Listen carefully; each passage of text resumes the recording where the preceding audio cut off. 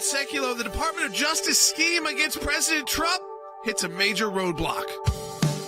Keeping you informed and engaged, now more than ever.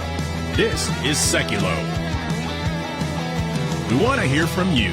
Share and post your comments or call 1-800-684-3110. And now your host, Jordan Sekulow. Welcome to Sekulow. We are taking your phone calls to 1-800-684-3110 on this Friday. That's 1-800-684-3110. There's a lot to talk about.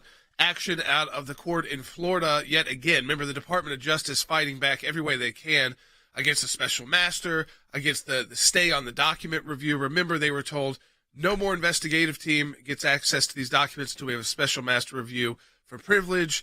Lots of different kinds of privileges as well. And the national security team can move forward, but the Department of Justice said the FBI can't do that. They can't walk and chew gum at the same time. So they went to try and get this stay removed, and they were repudiated strongly by the judge. I don't want to we'll keep getting into it, but this is actually maybe the first time in a legal filing by a judge where she acknowledges the problem of leaking by the FBI directly. Yeah.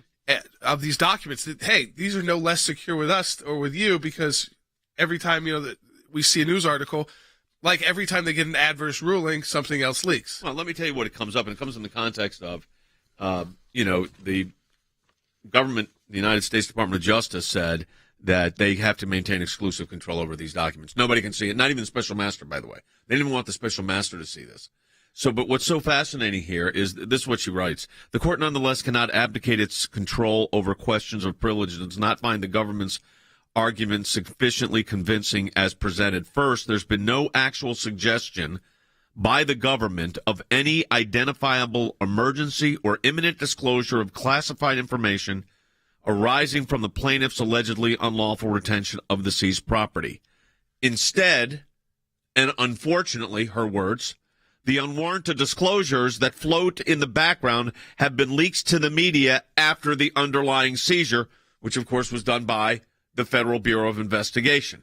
So I think it is the first time we've seen it this direct, that the disclosure itself was the basis upon which the judge said, wait a minute, you're worried about the plaintiff, former President Trump, disclosing these documents. You're the one leaking them.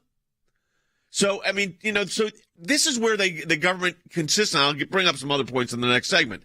We want to take your calls on all of this. I want to get people's reaction to this. It's a big win and a big repudiation of the Department of Justice. She also says, we don't just have to take the Department of Justice word on this stuff. Yeah. That's another big statement. Yeah, I think that's key. That's where the American people are waiting for, is this idea that because they are acting as if no one can review these documents. That's what they're saying. Even this judge that they agreed to should not be given access to the 100 documents. To the special master they agreed to. And the truth is, for one, people can get to the right security clearances. But two, this is, I think, that Washington, like Rick always talks about, the overclassification, so that they control everything. And then you talked about so that they have no review. No one is actually, they have no oversight.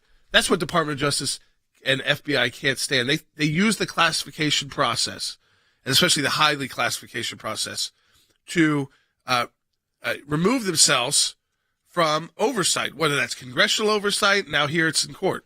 I'll get to this in the next segment of the broadcast, folks, and we're taking your calls at 800-684-3110. But they talk about the no plausible claim of privilege issue, and the court says the court does not find it appropriate to accept, folks, these are big statements, to accept the government's conclusion on these important and disputed matters without further review by a neutral third party in an expedited and orderly fashion. And then she said some of these materials undisputedly constitute personal property and or are privileged. So, and then it goes on. I'll get to more when we come back from the break. But lots to discuss here on this, and we want to take your calls, 800-684-3110. Yeah, that's right. Join us on the broadcast at 1-800-684-3110. As always, go to ACLJ.org as well. I encourage you to check out all the work that we're doing there. Oftentimes, we don't get to it all in the broadcast in the week. So you can check that out, too, for all what ACLJ is up to, what our team is doing, whether it's government affairs, the legal team as well, ACLJ.org. To be part of the show, give us a call, 1-800-684-3110.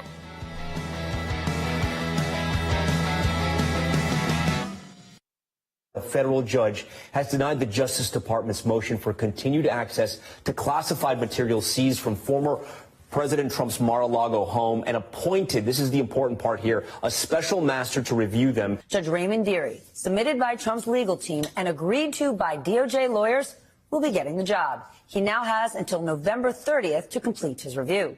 But Judge Cannon denied a key DOJ request to continue reviewing classified material. Judge Cannon says that she doesn't accept the government's argument that, look, these were classified documents, therefore Donald Trump doesn't have any right to hold on to them. And what Judge Cannon wrote here, and I want to read this, she said the court does not find it appropriate to accept the government's conclusion on these important and disputed issues. She essentially said that she was skeptical that Trump has no claims to these documents at all. Of course, DOJ has argued that these documents that have been marked as classified are property of the government, that they are not property of the former president of Trump's. Dearie has a tall task ahead of him. He's not just reviewing these documents, but he's also settling any disputes between Team Trump and the government related to them. Judge Cannon here gives the special master a lot of leeway to determine what comes first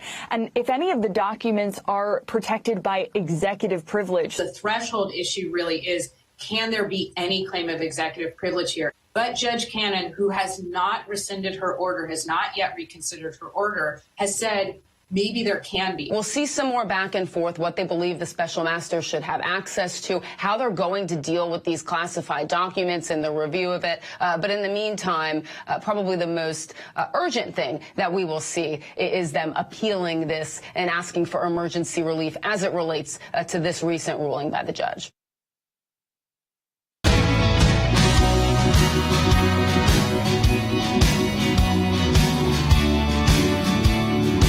All right, welcome back to Sekulow. You know, we have three branches of government. They are co-equal branches of government. But you would not know that when the left, of course, you saw that with the Dobbs decision. We're now seeing it at the district court level, which is a trial court level. It's the level of court where you go through all the evidence, you go through all the tough stuff. All right, so everybody loves talking about the appellate courts and going to the 11th Circuit and going to the Supreme Court. But the truth is, all of these, especially when you got a heavy documents case like this is all about documents, and this idea that the judge has, no discretion. When they are a trial court judge, this is their job, is to figure out how to move forward and protect both parties' rights, not just the Department of Justice. I think they're treating this like a FISA court instead of a actual court where you have to have both sides getting fair treatment. Well, they're saying, basically, the government's saying. I think because they're not in Washington, D.C. either. In D.C., a lot of those, even trial court judges, give a ton of deference to the federal government. Yeah. But not so much when you this get is outside of Washington, D.C., and this is not like their home turf. Well, look, this judge, I think, she's getting a lot of criticism from the left, this judge is, because they disagree with her opinion. That's just not the way it works. I mean, you could disagree with the opinion, you could say the opinion's wrong, but, I mean, it's like almost vindictive in tone. But here's what's so interesting. So they talk about the two bases upon which the lawyers moved to have the special master put in place. You realize also, they're saying we don't trust the special master. In other words, we don't trust a judge from the Eastern District of New York that the Department of Justice agreed to would be a good special master. We don't trust that person to review these 100 documents that the judge then points out that you have no problem leaking to the press. But what's interesting here is they said that, they go, there are two bases upon which they're going to do this. They talk about 100 isolated documents by the government are classified government records. The plaintiff, therefore, has no interest in them. This is the government's position. The second is that the plaintiff has no plausible claim of privilege to any documents. Here's what the judge says. The court does not find it appropriate to accept the government's conclusions on these important and disputed issues without further review by a neutral third party in an expedited and orderly fashion. Now, you would think right there that would be a logical conclusion. Let a third party review it. But no. But this is what the judge then says. Under these circumstances, and monitors of social media that want to say we're not quoting it, I'm reading from the court's opinion. Here it is. This is what the judge said about the Department of Justice on this. Under these circumstances, the court declines to conduct by subset piecemeal analysis of the seized property based entirely on the government's representation of what is contained in a select portion of the property. So what she said was, I'm not going to just take it on the government's representation, but ask yourself this question. What are they so concerned about in these 100 documents? As the judge said, they're the ones that leaked them to the press, or at least some of them to the press. Yeah, I think that was clear what she said. Instead, and unfortunately, the unwarranted disclosures that float in the background have been leaked to the media after they have seized the documents, after they've gotten the documents. So there's only one group that is leaking that because it's the DOJ. It's every time they get an adverse ruling from this judge, something they don't like, they try to put it out, this is so top secret. And what the judge is saying here, I think, again, we're talking about pieces of paper. We are talking about, again, a classification process, which I think the American people now see is complicated at best when legally challenged. That's their, yes. I think where the DOJ is running into issue is that it's, and courts are very wary to get involved in executive power, the executive power issue, especially when it comes to classification. So I see the comments coming in. One of these guys is like an immigration attorney. He represents some, I think, of the 9/11. Yeah. So the people in Guantanamo, and he said, I've been litigating against the U.S. government for 30 years. Never seen a federal judge disregard executive branch classifications concerned to such an extent. I think the reason why you're seeing it to such an extent, it's not disregarding, by the way. He's been said, I've been litigating against the U.S. for 30 years regarding classified documents. So he doesn't like that he didn't get the ruling. Right. But he's upset that Trump's lawyers got the ruling. Right. That's not the way it works. It's bad for you. That's because, Mark Zaid, right? Yeah, of course. This, I think, to me, again, in his cases, I get it's one document, one person, one issue, one terrorist attack, something like that. And maybe he's right that he should have gotten access to more of information, because we have heard directly from top intelligence officials that are part of our team at ACLJ that they go way too far with classifications. That was something President Trump wanted to address through not just himself and him declassifying documents, but also people like Rick Grinnell came in as acting DNI to say these documents should not be unavailable to the American people. We need to be more transparent. But I think it's interesting that the lawyer, right, I've been litigating against the U.S. government for 30 years regarding classified records. So he's been litigating it before Democratic and GOP appointed judges. I've never seen a federal judge disregard executive branch concerns such as the extent as Judge Cannon did tonight. So he's complaining. He raised the same issues for his clients and then said, but by the way, I've never seen this. It means you never got an order like this these lawyers were able to get, but you've been trying to get those orders. All this to say, do we think that a co-equal branch of government has to just say, we'll just take whatever the Department of Justice says as gospel and that's truth and that's it? No, it doesn't. And I think this is what's happened here. Believe me, I got a lot more to go through on this thing. The fact is, the judge says it. There's this has been going on for 18 months. They've been fighting over these documents. There's been no leak of the documents until the FBI does its raid under its search warrant. And then there's leaks. Not by the Trump people. These are leaks by who? The government. They're the only ones that have the documents. So ask yourself that question. The judge notedly raised it. Now they're taking it up to the 11th Circuit Court of Appeals on an emergency basis too. Yeah, I think. Listen, I think that point has to be repeated over and over and over again. Over this 2-year process, not a single one of these documents has been released, leaked, utilized. They try to say President Trump's utilized. He's tried to use it for blackmail and all that. What hasn't happened? Okay, so whatever is there, and also this all goes back to the idea of if they were truly concerned about these documents, you wouldn't wait 2 years. You wouldn't wait 5 days to execute a search warrant. The list goes on, and you wouldn't leak them to the Washington Post. So they have a pattern here. I think the truth is, when you look at their pattern of how they treat President Trump, it is unlike any other person. And I think they give better rights and protection to these terrorists than they try him. And instead of just saying, hey, we need these documents back and we'll go back and forth and have this discussion. No, it's a national security issue. But for the only reason we even know that there's a national security issue is because of the actions by Department of Justice and FBI. But you got to ask yourself, because they could have handled this quietly. Why is it that they don't think that a federal court judge in a SCIF, in a secured environment, could review these 100 documents? That they had no problem leaking some out? Why is that such a big leap? I mean, they're acting like this is some gigantic leap that they're taking here. But the judge says, again, I'm going to repeat it. Presenting seized materials to a grand jury and using the content of the documents to conduct witnesses' interviews as part of a criminal investigation, that's what has stopped. You can't use those for witness questioning. You can't use those for grand jury proceedings. But the national security team at the Department of Justice can use those for their assessments. But that's not good enough.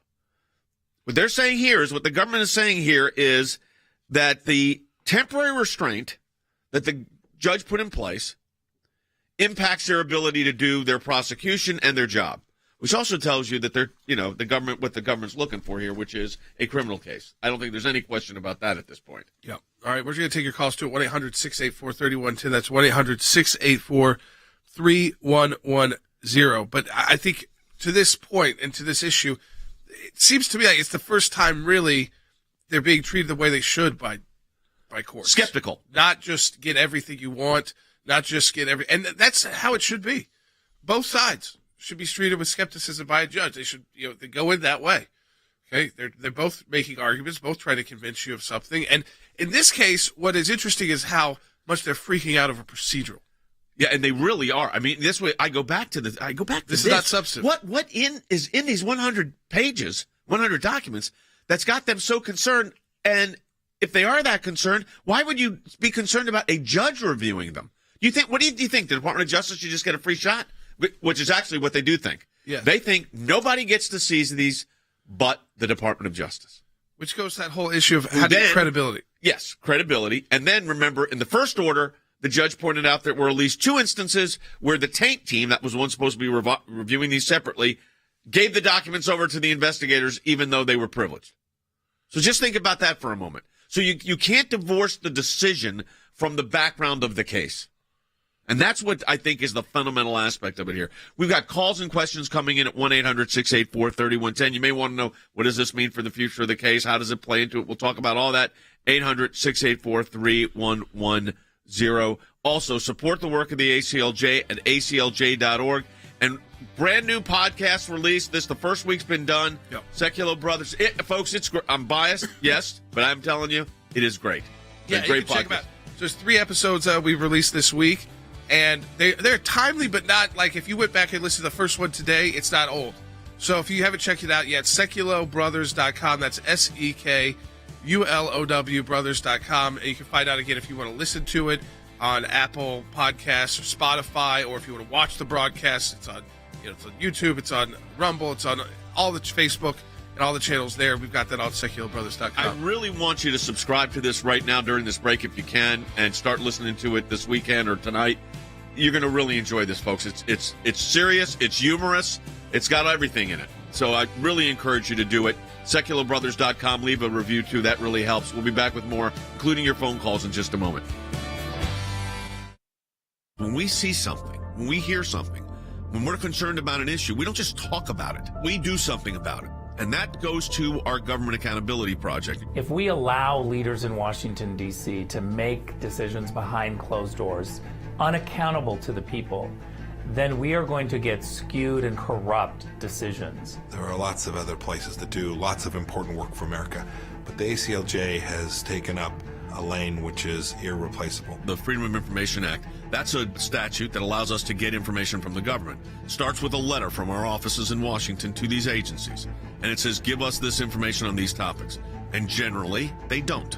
And then we go to court. We go through a series of lengthy negotiations back and forth about what they'll give or what they won't give. We may get tons of information that's redacted, and we have to then go back and say, you redacted too much. We can't really find out what you're giving us because it makes no sense. So it goes through a process of litigation. That is how you get information, and that office is going to be more active now more than ever. The ACLJ has been extremely active in vigorously seeking to hold these bureaucrats accountable. We have filed hundreds of FOIA requests. We have received over 20,000 pages of documents in our litigation. Holding them accountable, holding the Biden administration accountable, so that all Americans are able to have faith in their government. We will up our efforts. We will not stop. You're finding a nugget in a gold mine. Occasionally you'll come up with something that is really a bombshell, but you have to persist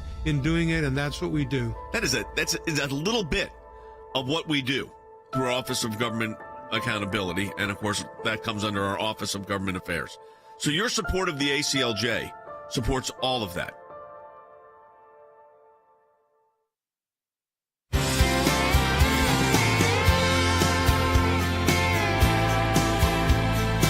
All right, welcome back to Sekulow. We are taking your phone calls, too. If you got questions about this, 1-800-684-31. There's no bad questions here because it's complicated legal procedure, but we're trying to explain it, to get it out so you understand where this is in the process. We're going to go to the phones now, and it's, again, 1-800-684-3110 if you want to talk to us on air. Wade is calling from New York on line 1. Hey, Wade. Hey, how's it going? Great. This is Wade from Buffalo. Thanks for taking my call. Sure. So I just wanted to ask if it was more of a leak, or was it more just the FBI being more like transparent, or... No, it was a direct leak to the Washington Post. So what we saw was the day the special master was appointed, and they didn't like that. Remember, they opposed that. They're still opposing that. They're appealing it to the 11th Circuit. That was the day the Washington Post came out with a story saying their sources at the FBI let them know that one of these documents contained nuclear information about another country. So another country's nuclear programs, which, could be many different countries. But that's not the FBI trying to be transparent. That's the FBI undercutting a judge's decision and the legal process. And that's because I think it goes back to this idea, and this the whole issue with FISA courts, secret courts, classifying everything to a point where there is no oversight available. They got used to that at the DOJ and FBI, where, yes, occasionally they'd get an Andrew McCabe would get in trouble for leaking. Occasionally a Peter Strzok would get in trouble for the partisan politics. But the truth was the bigger picture is they controlled the info and no one else could see it. And they're taking the position that they're the only ones that can control the info. They don't trust the co-equal branch of government, the judicial branch.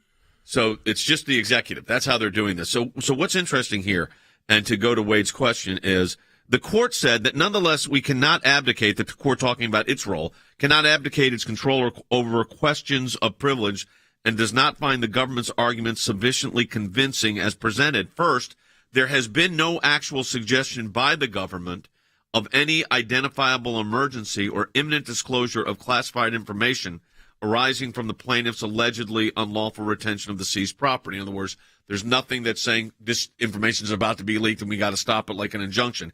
Instead, and unfortunately, this is her words, the judges, the unwarranted disclosures that float in the background have been leaked to the media, emphasis added after the underlying seizure.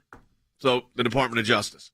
That is what those are the background factors in all of this. And this judge is saying, you're asking us to just give you blind trust. And she says in another portion, the judge says in another portion of opinion, we don't just have to take the government's word for it, basically. We don't just have to take it. When they say it, that's it. Also, she points out the limited scope of the order. All the order says is, and this is what is so, I think, ironic to me, is that for a period of basically 6 weeks, 8 weeks, this is what's going to happen. A special master is going to review these documents. The first 100 will be the priority because those are the ones the government has documented as they've said are these really privileged documents or classified documents. And the government's saying, no, that's not good enough. We don't want a judge reviewing it. So we need to take the court's word for it. This is the problem. It's like the FISA court problem. The FISA court problem was fine until you had a real problem. Now, that was the FBI misleading the FISA court. But that's because there is no defense lawyer at a FISA court. And when you have a star chamber, you run that risk. And in a country like ours, I'm just not sure if the FISA courts are it's a very close call whether that is a process we should be allowing without adjudication. Even if it wasn't the defense lawyer, but an appointed lawyer as a defense lawyer, right, it may be necessary. I think there has to be a review of the FISA system. And then what we saw under the Trump years was how they are using it to go after Americans by classifying them as foreign agents. Right. Which, again, they don't have the ability to make an argument to say, I'm not a foreign agent. Yeah, I may have done this work, but I registered this or I put this application in. It's also, we saw there's been a lot of selective use of law in the last few years. So laws that they've never enforced, laws that have been on the books, never used by DOJ, some of the FARA laws, foreign agent registration, they never used. No. And then suddenly they're arresting people over it. Yeah. And so that's not a good legal system because you can't predict what actions are appropriate, what actions are inappropriate, and even like what line, at what point do you need to file FARA? They're not real clear on. Yeah. So it's like they selectively use it to go after political opponents, which is the worst kind of legal system in the world. And it's no legal system at all. So here's what's so interesting. Their motion, the government's motion, which she denies, requests a stay of the special master, and it says, number one, we want to this injunction of further review and use of criminal investigation purposes of the records bearing classification markers that were recovered pursuant to a court-authorized search warrant. That order saying we can't proceed on that should be set aside. And then secondly, they say what also should be set aside is that the government, now I want you to think about that for a moment. The United States government is saying we should not be compelled to disclose to a judge appointed by a judge. So it's a judge who appointed a judge, by the way, they agreed to would be fair, because that will require us to disclose those classified records. And then she goes on later to say the court does, and by the way, the only leak of those documents have been because after the search warrant was executed, documents leaked to the Washington Post.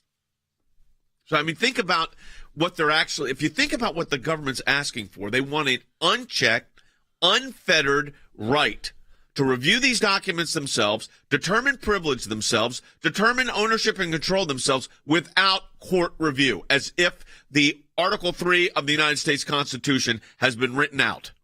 And that's just not the way the works. And this judge is saying, we're not taking the Department of Justice word for this. All right, 1-800-684-3110. Yeah, we could go to JD in Nevada on line 3. Hey, JD. Hi, how are you? Thank Great. you for taking my call. Sure. My comment is years ago when I worked with the Department of Defense, I had a top secret SCI clearance. Yep. And even though I had that clearance, it didn't mean that I was able to see every single document. It was always on a need-to-know basis. Correct. My question is, if these were allegedly top secret classified documents, did they make sure that every FBI agent that was sent to raid the property, did they have a top secret SCI clearance? So that issue came out, and they may have had top secret, but they may not. And it sounds like you really do know your classification issue, but they may not have had the SCI clearance, which is a special compartmentalized information. And so that became a question too. But even then, Janie, what happened was, and the judge pointed this out in her previous order, even with the taint team in place, the taint team mistakenly gave tainted material to the investigators, at least twice, the judge says. So that was wrong. And that's the problem when you have this internal taint team. It's all the same process. So, by the way, special masters are appointed all the time.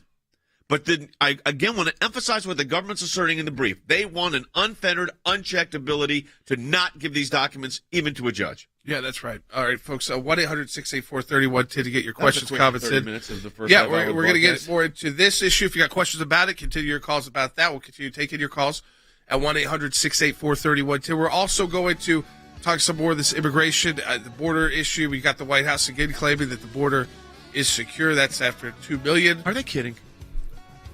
Well, no, I mean, they're not kidding. They have people in the media defending their viewpoint. But what we're starting to see is more and more this effort to let the rest of the country get a little taste of what this is like. You don't like that? Oh, it's back. I mean, to the point where they want to, we're going to sue them for kidnapping.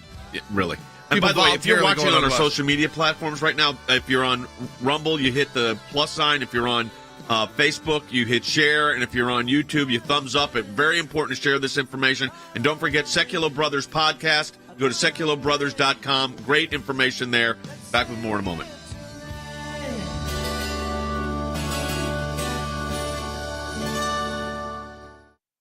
In my time in service, both as CI director and as Secretary of State, I watched the good work that the ACLJ was doing here in the States and all across the world. The ACLJ's work at the UN overseas is incredibly important. We have on our team policy experts. They're all engaged in foreign policy issues. We actually try to go in and do something positive and actually affect change. We had a series of cases primarily dealing with religious liberty. Nations that had more religious freedom had better democracies. We've taken the First Amendment, and that has been our cornerstone.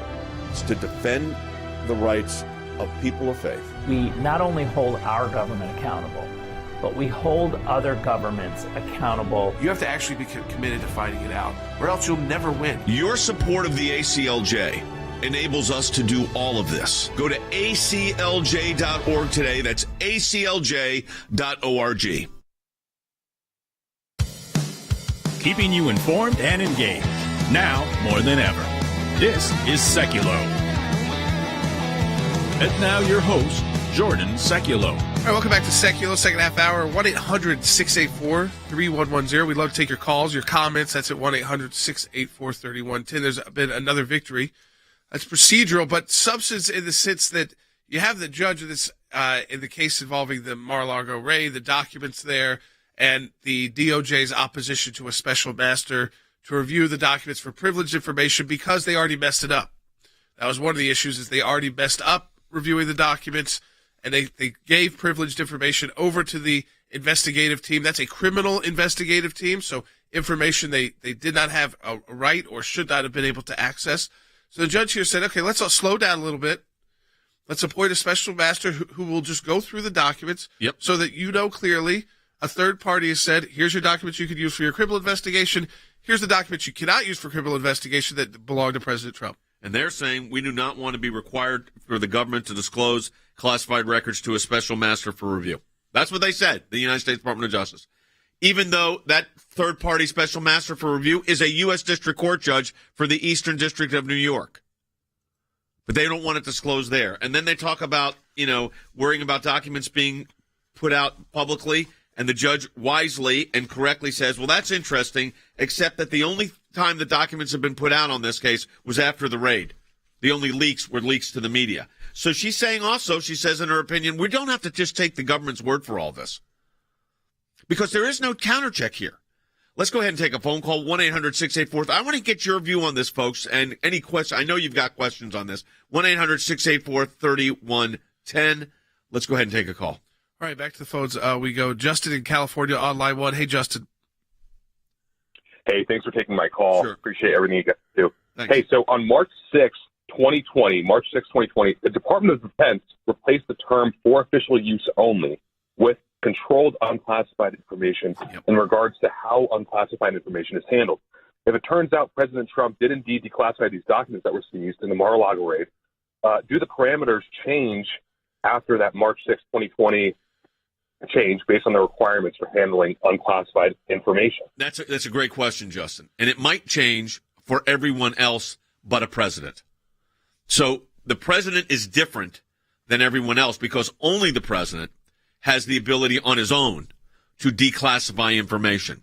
Now, we don't know the extent that has not been litigated out here, and they really have not asserted a lot about it. But what your question is, does the changing it for official use only, and I remember reading about that, to controlled unclassified information, that means the government it's not classified, but the government just doesn't want it out there. Yeah, and this goes back to, again, their end of the day, over-classification, over-control. They're using the word there, control. We don't want you to have access to it. We don't want the public to have access to it. And even though we can't use classification, that will work here. We're still going to fight. We see this all the time in our FOIA work. We're going to fight you on trying to get this information. And I think bottom line is there's a proper role. We all know that for classification. There's Absolutely. a proper role you need a legal system to take down terrorists and terrorist groups. You need a FBI that can, or a law enforcement agency like that at a federal level to go after drug cartels and to prosecute and to be able to put together those complicated cases against organized crime. But when they put their feet into this political world, like decision making over what's classified and what's not, and the president having that unique role to declassify whatever they want, and then litigating that, they are also running the risk of a court saying it's not our place. Correct. I mean, and they ran into that here. They acknowledged in the pre-motions that before this order that they did, in fact, at least on 2 occasions, give material that was tainted, in other words, privileged, to the investigators, which they shouldn't have done. And they never showed any reason on how they were correcting it. So that's number one. And number two, as the judge said, the only leaks of information here have been after the raid, after the search warrant was executed. That's when stuff leaked. So where did it leak from?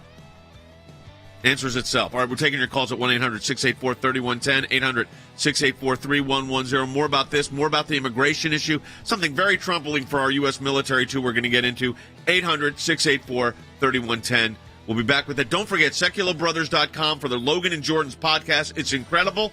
It's great. You've got to be listening to it. SekulowBrothers.com.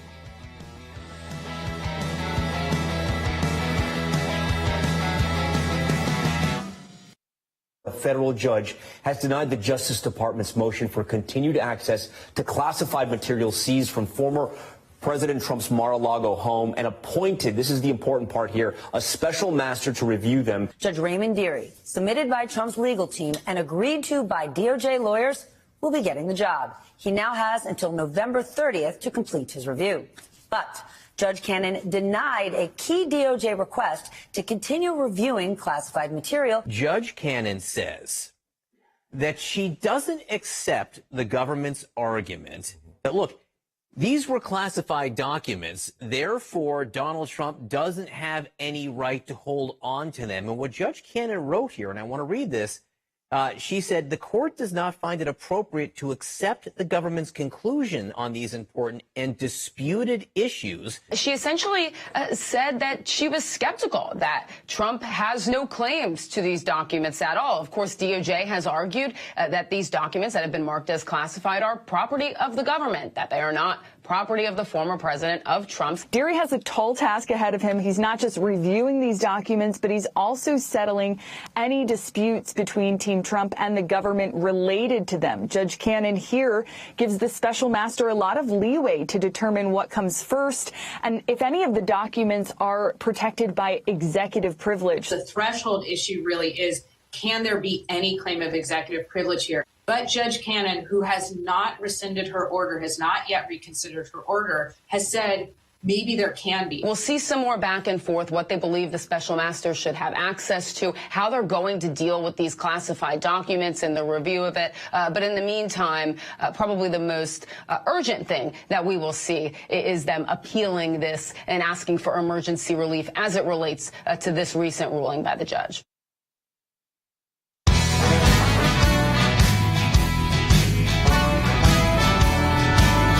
All right, welcome back to Sekulow. We're taking your phone calls at 1-800-684-3110. That's 1-800-684-3110. We'll go right to the phones. Sure. Andy in Florida on line 3. Hey, Andy.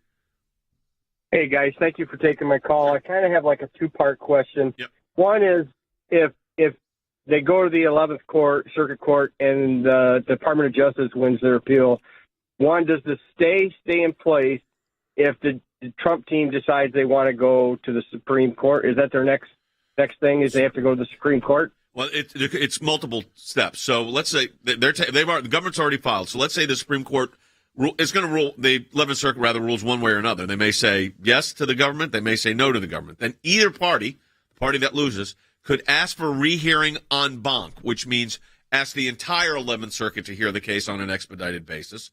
Or in the alternative, the losing party could then request certiorari to the Supreme Court, which will probably be on an expedited basis too. And I think, and I was just thinking about that from our standpoint at the ACLJ, I would weigh in on that at the Supreme Court level, because this idea that the government gets a free pass and can't allow a judge to see the material in this context, but they had a taint team that was reviewing it, and we don't know what their level of classifications were, and there were supposedly some issues with that. But Colonel Wes Smith is here, who in the military had clearance because he had to handle material that was classified. So, Wes, you pointed out the fact that how this material, you got to have clearance, you got to have a need to know. Yeah, it's supposed to be extremely, as we say in the military, close hold. And that is, you not only have to have a clearance to see the documents, you have to have a reason that you need to see them, what's called a need to know. And my fear, and maybe my suspicion, is that, they are not really keeping that standard. I think there should be an extremely, extremely small group of FBI agents that even know what's in the material, and I doubt that that's the case. Here's the question. I think the judge kind of alluded to that could be a problem. But here's the question I have on this point, and that is, you do understand, folks, that when it's classified, that doesn't mean people don't see it. So they don't want an Article III judge in a co-equal branch of government to review it, sworn to uphold the Constitution with security clearances, and certainly could get additional security clearances. But when it's deemed classified, Wes, it doesn't mean that people don't see it that have a need to know. Oh, absolutely not. I mean, there are still people that can look at this. Because they need to know. Because they have a need to know and they have clearance. So I think we got to get that. I'm glad we're able to clarify a lot of these things, Jordan. Yeah, and I think, too, you have to question, too, I think of the procedural matters of special master, on that. Remember, we were just talking about this with the break. The special master here is not telling the Department of Justice what's classified and what's not. They're not making decisions on that. They're making decisions on what's appropriate for you to review for your criminal purposes and what's not. What it belongs to Donald Trump. That's the truth. And that's it.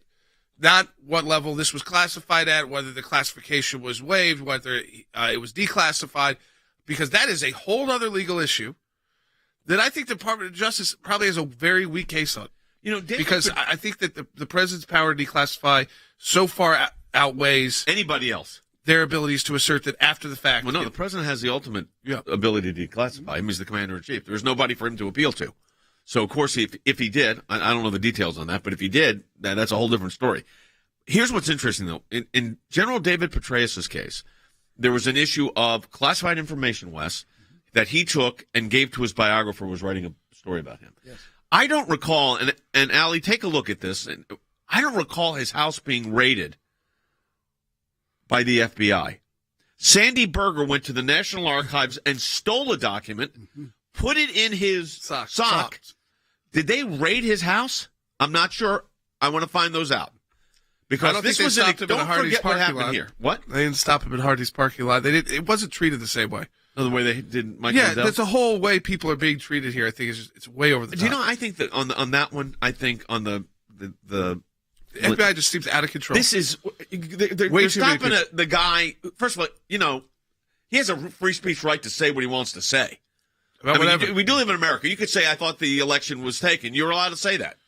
Okay, you may not be right, but then to stop the person in that particular case in a parking lot of a Hardee's. And Hardee's made a joke about it. They said they had the fluffiest biscuits, just like the pillows. This is where the FBI, it seems like they're looking just ridiculous. Yeah. Yes. But it doesn't seem to think that they have consequences. And then they tell a judge in writing, we don't want you to give this information to anybody else. Only our agents, like you said, Wes, who knows what level of review they had, who accidentally gave it to from the taint team to the prosecutors investigating it, which they weren't supposed to. And the judge said at least twice.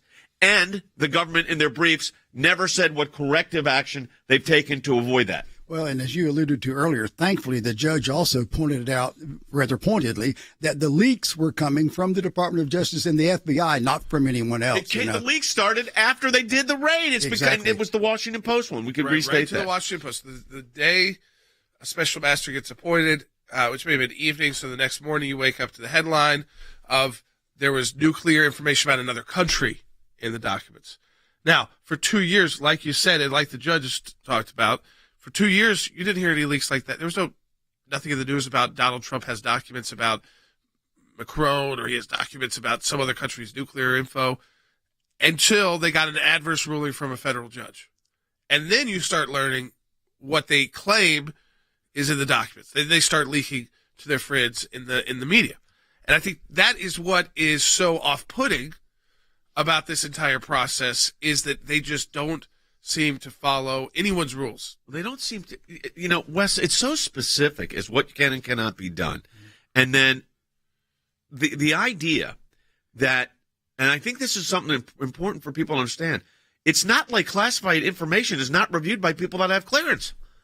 If they have a need to know, they get to review it. So to say the judge can't review it, is the government saying we don't want to be checked on this? I think that's what it's about. That's I really do. Said. And perhaps there's information in these documents that makes the FBI look bad. Merrick Garland keeps being indignant about us not trusting the FBI. They continue to do things that for the average American, it breeds distrust of their methods and their motives. Let me read you what the judge said about that very point. It says, under these circumstances, the court declines to conduct a subset-by-subset piecemeal analysis of the seized property based entirely on the government's representation about what is contained in a select portion of the property. You can't be much more specific than that, or her saying, you know what, the government just doesn't get a free pass here. That's not the way this works. All right, let's take another call, 800-684-3110, 1-800-684-3110. Alex in North Carolina on line 4. Hey, Alex. Hey, thank you so much for taking my call. My question is, who is currently holding the documents and who said that they haven't made several copies already? Well, who's holding the documents? Guess what? Shocking breaking news alert. It's a great question, Alex. The Department of Justice. And they don't want anyone to see it, including the judge. So they are holding the actual documents, which does raise the question that Wes alluded to. besides the classification issue, what are they so worried about? Are they worried that this whole process has been tainted? Because maybe you shouldn't have gone to a magistrate that had recused himself from a previous case involving this very plaintiff, Donald Trump, and Hillary Clinton. And he recused himself because of concerns over bias, because he posted on social media anti-Trump statements before he became a U.S. magistrate. Maybe that's where it should have started. Or that then when they do the actual execution of the warrant, they mistakenly give tainted material, that's what it's called, material that was being deemed privileged, either attorney-client or executive, and mistakenly gave it to the investigators. What would happen to you, by the way, if you mistakenly gave it to the wrong party with your classification? Wow. And you're in the military? Career ending. Career Absolutely. ending? Absolutely. You know, we were held accountable. Court-martial? Does it reach that level? It's a criminal act? Yes. If it was done maliciously and intentionally, yeah, absolutely. Sure would. And So it has been done. Yeah. So, I mean, I'm not saying anybody was malicious or intentional. I just find it ironic. You know, I find it ironic because Jordan and I did this for 4 years. Okay, I said this to my wife this morning, and I mean this to Pam. I said, you know what? You know what this order did? It vindicated everything we said for 4 years during the Mueller Ukraine nonsense that we had to deal with. It's like it never stops. It's always the same thing every time. Yeah, it's always it seems like too much of a game for how serious they try to allege it, and then they make it this legal game of, you know, what now there's a rush. There's an election upon us. This going on for 2 years, no action whatsoever. They start action early this summer, and now they're mad that they can't leak enough of this out before the midterm election, or try to leak out information, which is tough to counteract because they control the documents. Once they lose control of these documents to the special master, they can try to leak whatever they want, but all you can just say back is they're not in control. But the FBI Department of Justice doesn't even want the judge to see them. So this tells you what it is. All right, folks, let me tell you something. We provide you a lot of content on this broadcast, and Jordan and Logan are now doing 3 times a week Sekulow Brothers podcast. It's incredible. It's detailed. It's news. It's funny at the same time. I mean, they cover a whole host of issues. It's a whole different side of this. You need to go to sekulowbrothers.com. You can sign up wherever you listen to your podcast and leave a comment as well. But I encourage you to do that today. It's really great. Yeah, so you can watch it, and they're not so dated. So we have 3 new episodes this week. We did throughout the week. You could start with the first episode, and I encourage you to do that. If over the weekend, if you're driving the car, you've got time there, so you can listen. You can watch as well, sekulowbrothers.com. We'll be right back.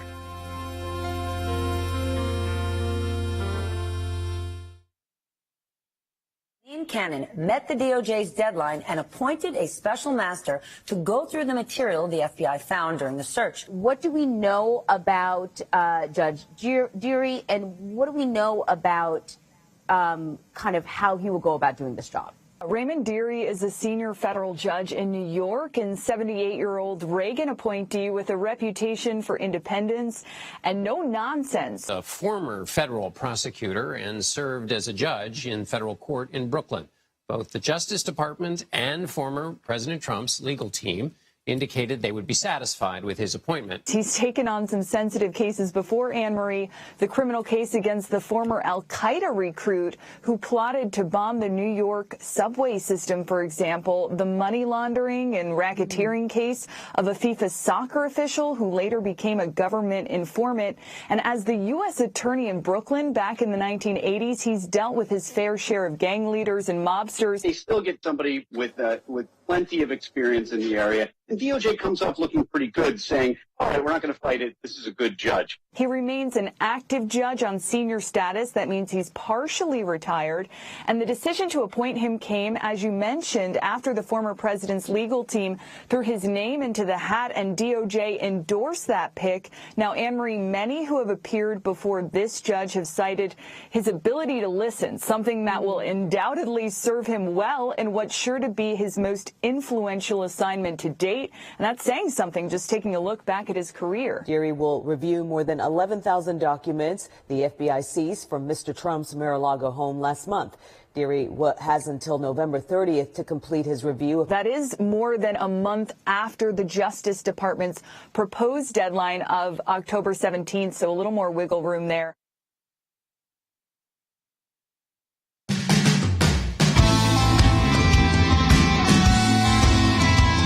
All right, the phone number to call if you want to be on the show, 1-800-684-3110. I want to take a call on this. We're going to get to a couple other topics in this final segment of the broadcast. Let me go to Michael in California on line 1. Hey, Michael. Yes. My question is, can the judge hold the Department of Justice or parties within the Department of Justice in contempt of court for not turning over the documents to the court? Okay, so at the expiration of their appeal, so a court issues an order, you have to follow the order, the appointment of a special master, unless you get a stay from a higher court, or the judge could issue a stay. The judge declined to issue the stay here, said no, the document should go to the special master for review. The government, Department of Justice, filed an appeal with the 11th Circuit on an expedited basis. That probably is going to be decided this weekend, is my guess. A 3-judge panel. And then if that court says no, get him over to the special master, they could then go to the Supreme Court on an expedited basis and hold it up a bit. But they're not allowed to violate the court's injunction, which says you cannot use this information to question interviews, to go to a grand jury, to question witnesses. But that does tell you, folks, that they are looking at this as a criminal case. Anybody that tells you, I understand why they're saying this is a document case. It is a document case. But you don't go to witnesses to a grand jury unless you think it's a criminal case. So that's how they're viewing this. So the lawyers here did the right thing, the former president's lawyers, by getting these motions now finally before the court. And they got a judge that understands the scope and nature of it. Let's go to a couple other topics, one of which you talked about on radio yesterday. And I listened to it on your podcast, and it is infuriating, folks, for our U.S. military. Yeah, and it is the American soldiers. Wes has got a new piece up at ACLJ.org about this, how they're being instructed to utilize food stamp programs. This is disgusting. To be able to feed their families, put food on the table. We know military pay is not high. There are other benefits that come through military pay. But if you can't, during this time of inflation, while they're celebrating at the White House with the James Taylor concert, and our men and women who volunteer to risk their life to defend our freedoms can't put basics on the table. Food. Yeah. The Sergeant Major of the Army, which is the senior enlisted guy at the Pentagon, issued instructions and guidance on how to apply for the SNAP program, which is a food stamp program for soldiers in the military. And on the one hand, I was glad that the Pentagon is recognizing that junior enlisted soldiers are struggling. On the other hand, it was insulting that people who wear the uniform, who sometimes die for their country, are having to apply for food stamps in order to feed their families. And some of them, I know this for a fact, have gone to like church food banks to get food. These are people that serve our country. It made the party on the White House lawn where he touted so ridiculous, how much better the economy was and how much better the American people were. I was insulted watching the party, knowing what was happening with our soldiers. When did the Sergeant Major put this information on out? Monday, this past Monday. So this was while all this stuff was being planned and done. Absolutely. So here's the thing I don't understand. If this is the case, and it's horrible, and we don't pay these men and women enough that are serving our country, but if there really is, because of the inflation stuff, which is the Biden administration's fault, why don't we have a food program? Okay, if this is really a problem, and obviously if it got the Sergeant Major's attention, it's a problem. Why don't we have a program so that we could respect the dignity of the men and women that wear our uniform, that we could provide food, groceries, on the bases, through the PX, or whatever it might be. I don't even know if they have PXs anymore. Through these systems, so that we have the dignity of the men and women serving our country, rather than having to get food stamps in line at their Kroger store. Well, everything has gone up. Food, gas, rent, everything. I looked at some figures just yesterday, and they got a 2.7% pay raise 2 years ago. Last year, they got a 3% pay raise. This year, they're projecting for 2023 a 4.6 pay raise. When you put that alongside inflation over the last 3 years, soldiers in the military have received a pay cut of 12.5% over the last 3 years before inflation hit. But they can't afford groceries. They can't afford groceries. So the average E4 or corporal with a spouse and 2 kids makes $2,400 a month before taxes. If they don't live on post, and most of them don't because housing's limited, they get an additional approximately $900 a month, depending on where they live, for rent and utilities. And I've witnessed this personally. What is that? $13 an hour? Yeah, $12 an hour. I've witnessed think personally that soldiers live in undesirable, high-crime neighborhoods because that's the only place they can afford, and now they're having to apply for food stamps. I'm not a fan of President Biden or any president, ruling by executive order and making pronouncements with a pen by decree. But he is their commander in chief. He is He is at the top of their chain of command. He needs to issue an executive order to do something during this inflation period to give our soldiers relief. $15.62 an hour. Yeah. And that's before taxes.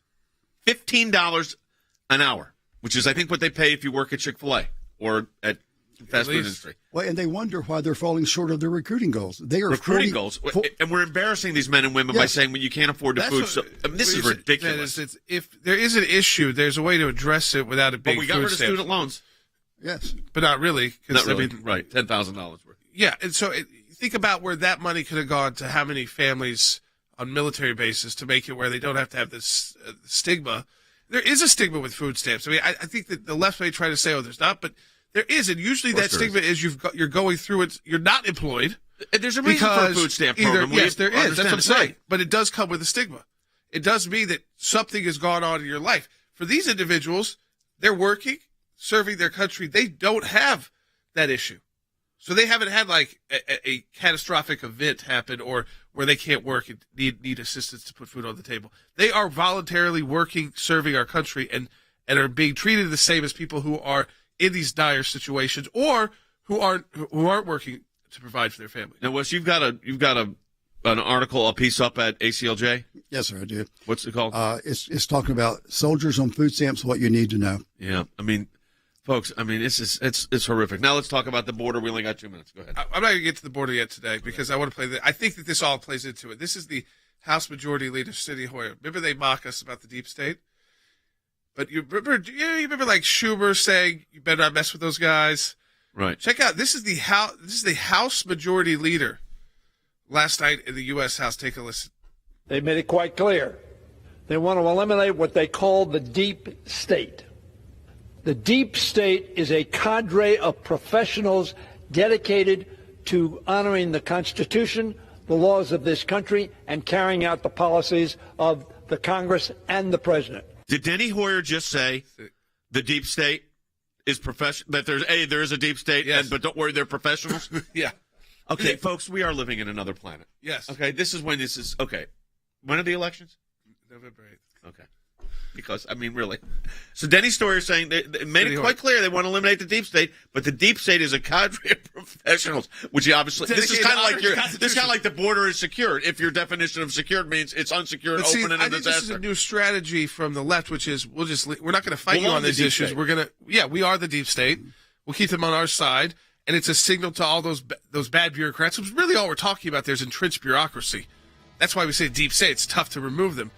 And they're giving that signal to them as we're your friends. This side is not your friends. They want to get rid of your job. We'll protect your job. So come after and go after those guys. Exactly right. Hey, folks, we want you to do a couple of things. Support the work of the American Center for Law and Justice. You get this broadcast every day. It's just part of what we do. ACLJ.org. You know about our legal work. We're going to work on these military men and women getting the pay they need to pay for their food and groceries. ACLJ's Government Affairs Office can go to work on that. Also, SekulowBrothers.com. Brand new podcast. First week's done. Jordan and Logan. It is great. You need to subscribe to it. You can do it on any of the places you get your podcasts. And just go to SekulowBrothers.com and leave a comment as well. And again, support the work of the ACLJ at ACLJ.org.